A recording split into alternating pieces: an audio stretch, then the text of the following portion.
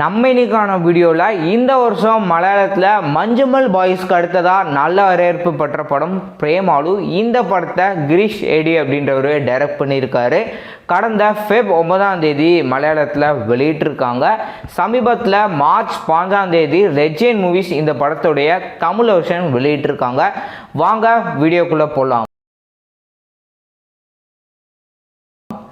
இந்த படத்தோட கதை சச்சின்றவர் அவர் வெளிநாட்டுக்கு போகணும் அப்படின்ற நோக்கத்தோடு இருக்கிறாரு. விசாவுக்காக அவர் ட்ரை பண்ணிகிட்டு இருக்காரு. இந்த நேரத்தில் தன்னுடைய ஃப்ரெண்டு ஹைதராபாத்துக்கு போய் ஒரு கோச்சிங் சென்டரில் ஜாயின் பண்ணி எக்ஸாமுக்காக படிக்கிறேன் அப்படின்ற நோக்கத்தோடு இருக்கிறாரு. அவர் கூட சேர்ந்து சச்சின்றவர் ஹைதராபாத்துக்கு போகிறாரு. அங்கே போனதுக்கப்புறம் ரேணு அப்படின்ற ஒரு பொண்ணை பார்த்து காதலில் விழுந்துடுறாரு. பிடிச்சி போச்சு, உன் கூட கொஞ்சம் டைம் ஸ்பெண்ட் பண்ணலாமே தான். படத்தோட பாசிட்டிவ் அப்படின்னு பேசும்போது டைரக்டர் யங்ஸ்டர்ஸை கவர விதமாக எடுத்திருக்காரு. ஃப்ரெண்ட்ஸோடு போனீங்கன்னா உங்களுக்கு நல்ல ஒரு என்டர்டெயின்மெண்ட்டாக இருக்கும். இந்த படத்தில் நஸ்லின் மற்றும் சங்கீத் பிரதாப் 2 பேரும் அங்கங்கே நம்மளை நல்லா சிரிக்க வைக்கிற மாதிரி காமெடி பண்ணியிருக்காங்க. இவங்க 2 பேர் தவிர்த்து பார்த்திங்கன்னா ஷியாம் மோகன் அப்படின்றவர் ஆஃபீஸில் அவர் ஒர்க் பண்ணிகிட்டு இருக்காரு. ஜேகே அப்படின்னு சொல்லிட்டு ஜஸ்ட் கிட்டிங் அப்படின்னு சொல்லி நல்லா காமெடி பண்ணுவார். படத்தில் அங்கங்கே நம்மளை நல்லா ஃபன் அண்ட் என்டர்டெயின்மெண்ட்டாக கொண்டு போயிருப்பாங்க. காமெடிக்காக இந்த படத்தை போய் பார்க்கலாம்பா அப்படின்ற அளவுக்கு நமக்கு ஃபீல் ஆகும். சும்மா பேருக்கு தான் உயிரோட இருப்ப, ஆனால் செத்த மாதிரி தான். இந்த படத்தில் மம்தா மற்றும் நஸ்லின் 2 பேர்த்துடைய கெமிஸ்ட்ரி நல்லா ஒர்க்காக இருந்தது. அவங்கக்குள்ளே இருக்கக்கூடிய அந்த ஃப்ரெண்ட்ஷிப் பாண்ட் நல்லா ஸ்ட்ராங்காக காமிச்சிருந்தாங்க.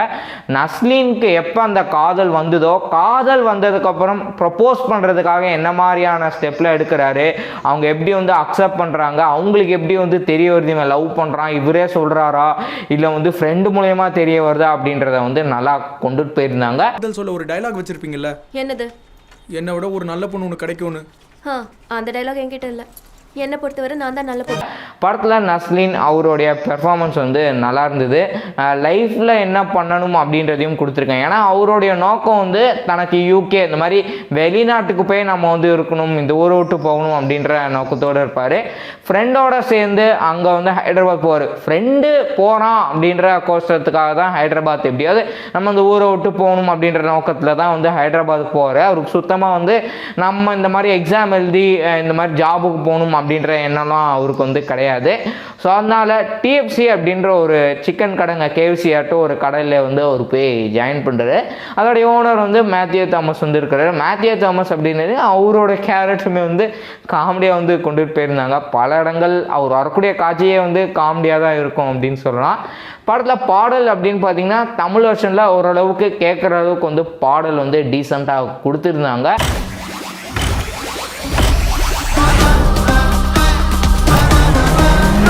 இந்த படத்தோட கிளைமேக்ஸ் நல்லா கொண்டுட்டு போயிருந்தாங்க. என்ன மாதிரியான மாற்றங்கள்லாம் வருது அப்படின்றத படத்தை பார்த்து தெரிஞ்சுக்கோங்க. இந்த படத்தில் மேத்யூ தாமஸ் அவரை பொறுத்த வரைக்கும் நல்லா நீட்டாக நடிச்சு கொடுத்துருந்தாரு. அண்ட் முக்கிய கதாபாத்திரம் நடித்த எல்லாருமே நல்லா நடிச்சிருந்தாங்க. மமுதா, அதுக்கப்புறம் சங்கீத் பிரதாப், அவங்களுடைய சங்கீத் பிரதாப்க்கு ஒரு வேலை பார்க்குற மாதிரி ஒருத்தர் காமிச்சிருப்பாங்க. அந்த டிஎஃப்சி அப்படின்றதுல ஜாயின் பண்ணி வரலையா நம்ம படத்துடைய கதாநாயகன். ஸோ அந்த இடத்துல வரக்கூடிய ஒரு ஷியாம் மோகன், அப்புறம் அந்த ஆஃபீஸில் ஒர்க் பண்ணுறவங்க, அண்ட் மெயினாக ஹீரோயினுடைய ஃப்ரெண்டு ரோல் எல்லாமே நல்லா பண்ணியிருந்தாங்க. நீ பெரிய பெரிய பிளான் எல்லாம் போட்டு பார்த்தேன், ஆனா உன் கண்ணுல மண்ணை தூவிட்டு அவன் பொண்ணை தூக்கிட்டு போயிட்டான். இந்த படத்துக்கு சினிமாட்டோகிராஃபி அஜ்மல் சாபு பண்ணியிருக்காரு. நேச்சரான இடங்கள் அண்ட் ஹைதராபாத் அவங்க போய் அவங்க விசிட் பண்ணுற இடங்கள் அண்ட் ட்ரிப்புன்னு ஒரு நாள் பிளான் பண்ணுவாங்க. அந்த இடங்கள்லாம் சினிமாட்டோகிராஃபர் அவ்வளோ அழகாக காமிச்சிருந்தாது. ஃப்ரம் த ஸ்டார்டிங்லேருந்து எண்டி வரைக்குமே சினிமாட்டோகிராஃபி அவருடைய ஒர்க் பர்ஃபெக்டாக பண்ணியிருந்தார். இந்த படத்துக்கு மியூசிக் விஷ்ணு விஜய் அப்படின்றவர் பண்ணியிருக்காரு. அவரை பொறுத்த வரைக்கும் சோகமான பிஜிஎம், ப்ளசண்ட்டான பிஜிஎம், பாடலில் வரக்கூடிய பேக்ரவுண்ட் ஸ்கோர்லாம் நல்லாவே ஒர்க் பண்ணியிருந்தார். சினிமாட்டோகிராஃபிக்கு அடுத்ததாக ஆகாஷ் ஜோசப் மற்றும் வார்கசி 2 பேர் இந்த படத்துக்கு எடிட்டிங் பண்ணியிருக்காங்க. அவங்கள பொறுத்த வரைக்கும் எடிட்டிங் அப்படின்ற ஆஸ்பெக்டில் நல்லா பண்ணியிருந்தாங்க. சினிமாட்டோகிராஃபர் எப்படி ஷூட் பண்ணியிருந்தாரோ அந்தளவுக்கு, அதை தாண்டி எக்ஸ்ட்ரானரியாக நம்ம எப்படி கொண்டுட்டு போனோமோ அந்த மாதிரி கொண்டுட்டு போயிருந்தாங்க. காதலிக்கிறவனுக்கு கண்ணு மட்டும் இல்லை, அப்புறம் அறிவும் கிடையாது. இந்த படத்தோட நெகட்டிவ் அப்படின்னு பேசும்போது படத்தோட ஸ்க்ரீன் பிளே இன்னும் கொஞ்சம் டெவலப் பண்ணியிருக்கலாம் அப்படின்ற மாதிரி எனக்கு ஃபீல் ஆச்சு. பொதுவாகவே நம்ம ஒரு சில தமிழ் டப்பிங் முக்கியமாக ராஜ்மொழி படங்கள்லாம் எடுத்துட்டிங்கன்னா டப்பிங் வந்து நல்லாயிருக்கும் அப்படின்னு சொல்லலாம். பிரேமாலு படம் மலையாளத்தில் நல்ல ஒரு வரவேற்பு பெற்ற படம். அந்த படத்தை வந்து தமிழில் அவங்க வந்து வெளியிடும் போது வந்து டப்பிங் வந்து ப்ராப்பராக பண்ணியிருக்கலாம், இன்னும் கொஞ்சம் டப்பிங் வந்து நல்லா டெவலப் பண்ணியிருக்கலாம் அப்படின்ற மாதிரி எனக்கு ஃபீல் ஆச்சு. மொத்தத்தில் படம் வந்து நல்லா இருக்குது. இந்த படத்தை நீங்கள் இன்னும் பார்க்கல அப்படின்னா தேட்டரில் போய் பார்க்குறதுனாலும் பாருங்கள், அப்படி இல்லாட்டி ஓடிடியில் வெளியே வந்ததுக்கப்புறமும் படத்தை போய் பாருங்கள். இதே மாதிரி வேற ஒரு வீடியோடு நான் உங்களை சந்திக்கிறேன். Until then stay tuned on RS Studio.